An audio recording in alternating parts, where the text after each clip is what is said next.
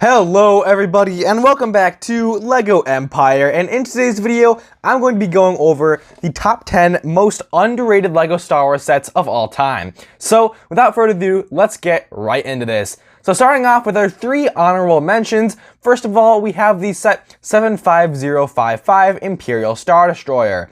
This set released in 2014, cost $130 and contained 1,359 pieces. So the piece count was pretty good on this set, but the main complaint with this set is that the minifigures weren't as good as the Star Destroyer years prior, which the Star Destroyer that came before this had amazing minifigures, probably the best minifigure selection out of any LEGO Star Wars set, besides maybe a few. So this Star Destroyer had some steep competition, but I think for what it is a pretty good Star Destroyer. For 130 bucks, you get a really nice updated Star Destroyer model with a pretty good interior, and it's perfect for creating Empire Strikes Back scenes, especially because it includes that Palpatine hologram for Vader to talk to, and it also includes an Imperial crew member, an Imperial trooper, Imperial officer, and 2 stormtroopers. Next up on our honorable mentions, we have Anakin's Interceptor from 2012. This is a perfect Revenge of the Sith set for Mustafar. Honestly, before the Obi-Wan vs. Anakin duel came out, the updated one, this was probably the best set you could get for Revenge of the Sith. It comes with Anakin's green Jedi Interceptor, which is exclusive to this set. It comes with 2 platforms, so you can recreate the duel between Anakin and Obi-Wan.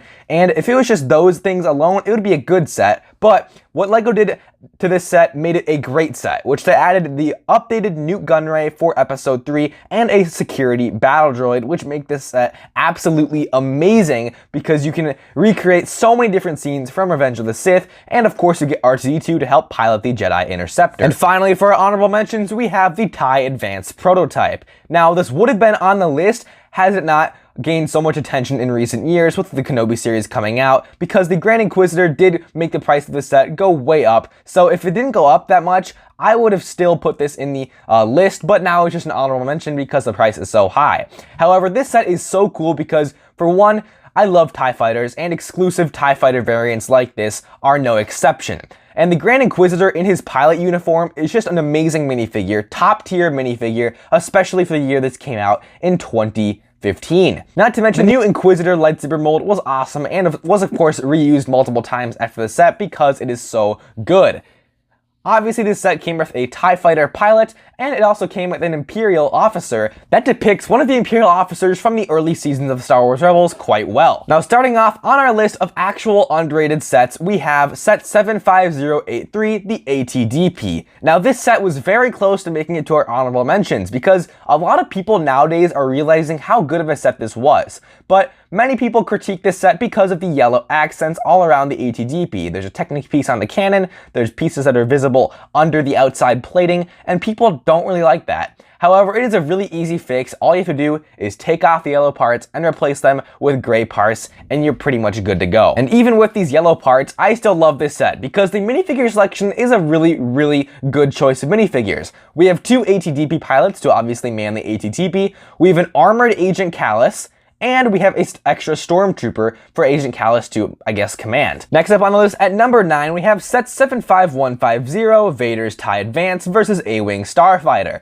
Now, again, much like the ATDP, this set has started to gain some popularity in recent times, but I still think it is a little underrated because a lot of people look at this set, and what they like about the set is, of course, the Darth Vader in the Rebels style, Tarkin, Sabine, and maybe even the A-Wing pilot. But I don't really see many people mentioning that this Darth Vader's TIE Fighter is such a good model, and it gets overshadowed by the awesome minifigure selection in this set, as well as the A-Wing. So I think a lot of people aren't really realizing how great this set is because of that awesome TIE Fighter model. I have it sitting on a shelf with the rest of my TIE Fighters, and that A-Wing model is also one of the best A-Wing models we've ever gotten. It's definitely top 3. Next up, we have set 75088, the Senate Commando Troopers.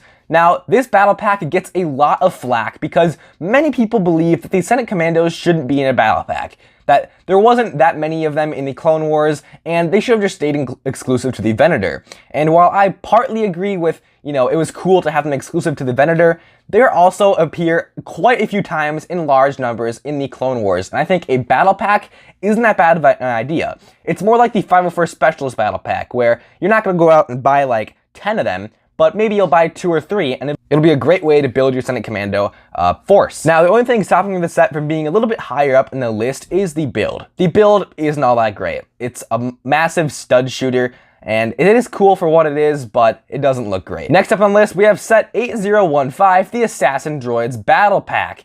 Now, much like the Senate Commando Battle Pack, a lot of people say this set wasn't great because we don't really see a lot of assassin droids in Star Wars: The Clone Wars, which I completely disagree. There are so many points in time where we see, especially the black assassin droids in Star Wars: The Clone Wars. The most notable moment, I think, is when they team up with Cad Bane, and there are also other moments where we see large numbers of them. Not to mention, the build for this set is absolutely amazing. It goes great along with Cad Bane's speeder. You could get, pick up 2 of these battle packs and put them next to Cad Bane's speeder, and that would just be a great display.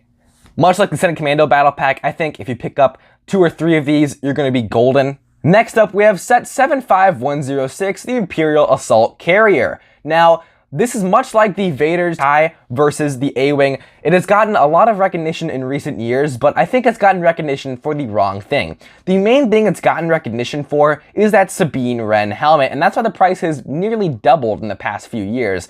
But I really don't think that's the best part about this set.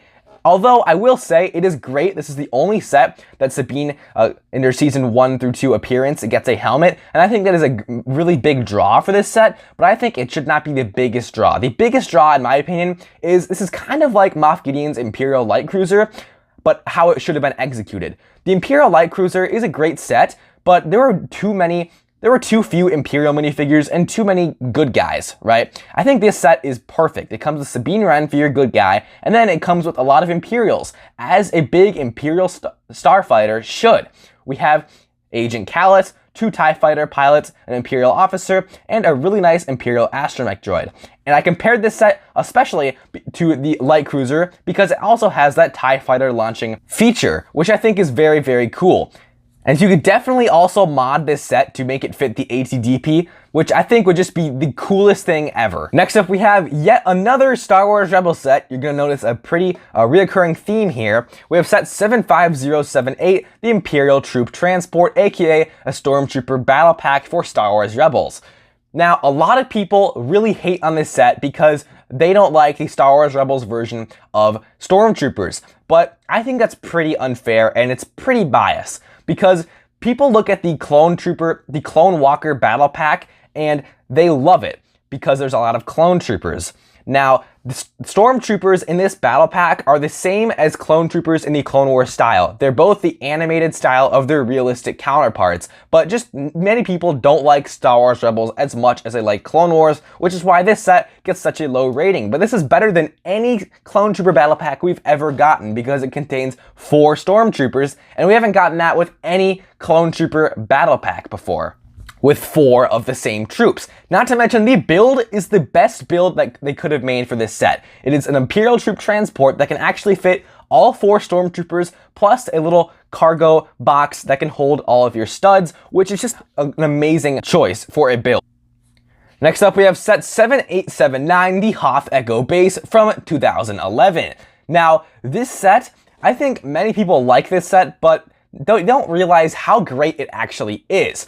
This Hoth Echo Base has everything a kid would want in a Hoth Echo Base. If you look closely, you can see a small portion of the build is kind of considered the medical bay. It has the backup tank for Luke, and then there's a small section of the build that's kind of the control center. It has all of those controls that we see in the movie, and then we see some blasters on the wall, a kind of armory, I guess you could call it, and then you see tons of cannons all around the build that troopers can man to defend the base. You see some cargo boxes, a ladder, you see the hangar, you kind of see the ice caves with some icicles hanging down, some satellites on the top. I mean, this build is great. I think it ages phenomenally. Like, I would still love a set like this, but perhaps it's kind of biased because I absolutely love Lego Star Wars sets that depict a location rather than a vehicle. I think those sets they're so rare and they're just so awesome.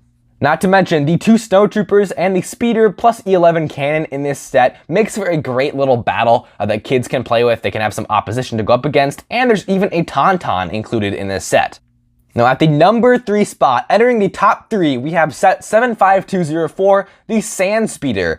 Now, many people don't really hate on this set, but they don't know what it is. It's basically a ship from Legends that functions nearly the same as the Snowspeeder and obviously looks much like the Snowspeeder. But this is better than any Snowspeeder LEGO Star Wars set I think we've ever gotten. The price that it retailed for, $30, is just amazing. You get 2 high-quality pilot minifigures from Legends that you can use to man the sandspeeder, which the sandspeeder itself is awesome, right? You can put a pilot to obviously drive the sandspeeder, and then in the back we have that turret, which just makes for an amazing build. But that's not all. It also comes with a little snake, which I think is just a great detail. It really isn't much, but it just adds more character to this set. And then of course you have that moisture evaporator build with the little terrain under it. And I just think that adds so much character to this set. The character in this set is unmatched for $30. Basically, this set has a lot of class, and I love it for that. At the number 2 spot, I bet none of you watching are going to even know what this is, but in 2003, LEGO made a set 4486 ATST and Snowspeeder. Basically 2 different micro builds that could go head to head. And this set retailed for only $4, which is actually only 5 cents per piece. So it is an amazing price for piece. Not only that, it also comes with extra pieces that you can combine from other sets, extra pieces to make a TIE bomber. So 3 other sets that were out at the time could be combined with the extra parts from this set and create a TIE bomber micro build. So this set could essentially come with 3 builds for only $4, and that is just unheard of. In today's world, $4 gets you an X-Wing polybag, right? Now, at our number 1 spot, the most underrated LEGO Star Wars set, in my opinion, set 7754 Home One Mon Calamari Star Cruiser. Now, this set, oh my goodness, this is probably my white whale set. I don't have this set. Maybe if I had this set, I wouldn't want it so much and maybe put it so high up on the list. But am I missing something here? Okay, it retailed for $110 and it had 789 parts. Obviously, looking at that first glance, not great price for piece. But you get 5 exclusive minifigures plus a minifigure that isn't exclusive to this set. You get an A-Wing model, which looks extremely nice. I don't know how everyone is sleeping on this set. That A-Wing model is absolutely crazy. And the entire A-Wing hangar is just so cool. There's a crane, there's an overhang build. This set comes with a mechanic and multiple exclusive Rebel leaders. Let's just go through them. Here we have Mon Mothma, only set she was ever included in. Lando Calrissian is in his general uniform. One of 2 sets where he has a general uniform, but this minifigure itself is exclusive. And then we have Crix Madine, again, another exclusive Rebel leader in this set. Admiral Akbar, not exclusive, but very cool. We have a Mon Calamari officer as well, and of course, our A-Wing pilot in a green jumpsuit. Now, it's kind of odd. Some of the figures in this set look like they came from 2014, like the Admiral Akbar, but some of the figures look like it came from earlier, like the Mon Mothma. But regardless, this set is absolutely crazy. Not to mention, the entire Rebel meeting room is so cool. They have the Death Star 2 model molded right there. They have all of the lights. Also, on top of that, they have a control room that you can go up to, which is just so dang cool. It's so cool. And because this set has only gone up like $50 compared to its original retail price, I might actually pick this up soon because the value in this set is absolutely crazy to me, even though the price per piece isn't great. That obviously is not everything, and the features in this set just make it all worth it, in my opinion. And with that being said, I hope you all enjoyed today's video. Make sure to leave a like if you did, and comment down below if you agree with my list or some sets you would add, and just whatever you think about this list and the most underrated sets. Maybe even give me your top 10 underrated set list in the comments below. I'll be replying to as many comments as I can. And with that being said, I will see you all in the next video. Have an amazing day. Peace out.